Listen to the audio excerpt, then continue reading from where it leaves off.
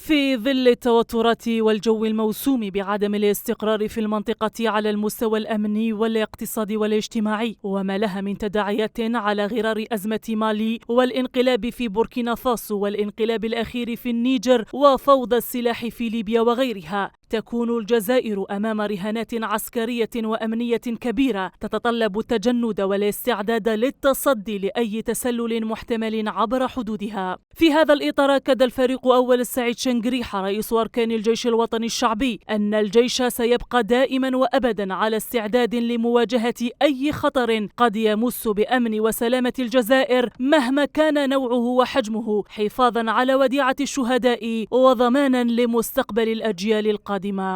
في هذا الصدد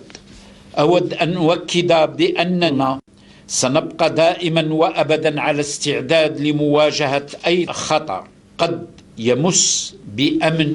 وسلامة وطننا مهما كان نوعه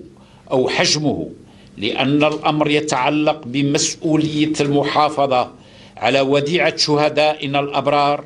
وضمان مستقبل الأجيال القادمة. بذلك فقط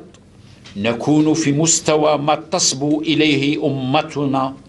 من استقرار وأمن وازدهار، ونكون في مستوى بطولات أسلافنا الذين قدموا أسمى معاني الفداء والتضحيات ليحيى الوطن سيدا عزيزا ومهاب الجان. تعزيز القدرات الدفاعية الوطنية وعصرنة وتطوير مختلف مكونات القوات المسلحة يشكل أحد الركائز الأساسية التي يبني عليها الجيش الجزائري استراتيجيته لمواجهة مختلف التحديات والمخاطر، فحدود الجزائر الطويلة عرضة للتهديدات، لا سيما نشاط الجماعات الإرهابية وتنامي الجريمة المنظمة، خصوصا تهريب الأسلحة والبضائع والمخدرات وتهريب الأشخاص ضمن شبكات الهجرة السرية.